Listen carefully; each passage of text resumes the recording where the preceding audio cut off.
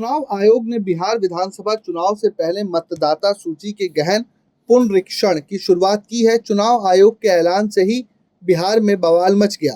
कांग्रेस और आरजेडी नेता तेजस्वी यादव ने चुनाव आयोग की पहल का विरोध करते हुए बिहार बंद का आह्वान किया और चुनाव बहिष्कार तक की धमकी दे डाली थी और भाजपा और चुनाव आयोग पर निशाना साधते हुए उन्होंने वोट में धांधली का भी आरोप लगाया था। लेकिन बिहार से शुरू हुआ यह मुद्दा अब राष्ट्रीय मुद्दा बन गया है।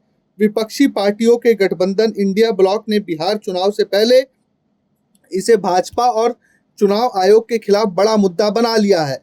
इसी मुद्दे पर लोकसभा चुनाव के बाद बिखरे इंडिया गठबंधन की विभिन्न पार्टियां एकजुट होती दिख रही है और आज तो मार्च भी हो गया जिसमें अखिलेश यादव की छलांग वायरल भी हो गई। विपक्षी पार्टियों की यह एकजुटता न केवल बिहार, बंगाल और महाराष्ट्र जैसे राज्यों में दिख रही है बल्कि संसद के मानसून सत्र और राष्ट्रीय स्तर पर भी दिख रही है। कांग्रेस के वरिष्ठ नेता और लोकसभा में नेता प्रतिपक्ष राहुल गांधी के आवास पर हुई इंडिया गठबंधन की बैठक के बाद नेताओं की डिनर पार्टी जो रखी गई, 25 दलों के उस बैठक में 25 दलों के करीब 50 नेता शामिल हुए थे। इसमें सभी पार्टियों ने एकजुट होकर एसआईआर के विरोध के प्रति सबने प्रतिबद्धता जताई। इसी मुद्दे पर राहुल गांधी के नेतृत्व में इंडिया ब्लॉक के सांसद संसद से चुनाव आयोग तक आज मार्च करने निकले और मतदाता सूची के एसआईआर में कथित वोट चोरी के विरोध में वो प्रदर्शन करते दिखे। गठबंधन के नेता औपचारिक रूप से अपनी आपत्तियां दर्ज कराने के लिए चुनाव आयुक्तों से भी मिलना चाह रहे थे लेकिन उन्हें मिलने नहीं दिया गया। इस मार्च में राहुल गांधी, मल्लिकार्जुन खड़गे, अखिलेश यादव सहित विपक्ष के करीब 300 सांसद शामिल हुए।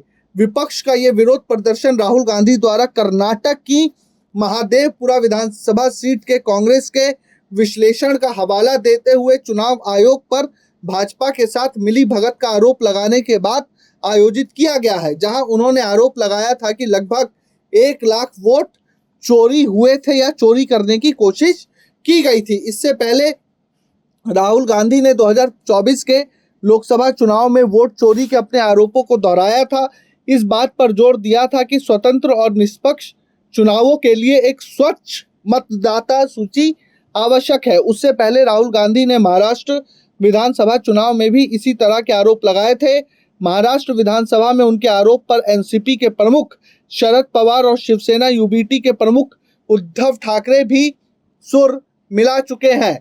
इसी तरह से राहुल गांधी के आरोपों में सुर से सुर मिलाते हुए पश्चिम बंगाल में तृणमूल कांग्रेस ने एसआईआर के खिलाफ आंदोलन का ऐलान कर दिया है। ममता बनर्जी ने एसआईआर को बैकडोर से एनआरसी लागू करने की साजिश भी करार दे दिया था।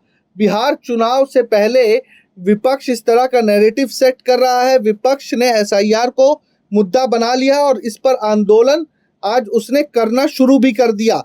चूंकि बिहार में विधानसभा का चुनाव होना है इसलिए इंडिया गठबंधन का फोकस बिहार पर ही रहेगा। इस मुद्दे पर इंडिया ब्लॉक की तमाम पार्टियां एकजुट है कि राष्ट्रीय स्तर पर इसे आंदोलन का रूप दिया जाए। हालांकि राहुल गांधी और विपक्ष के नेताओं के एसआईआर और चुनाव में धांधली के आरोप में कितना दम है ये तो जांच के बाद पता चलेगा।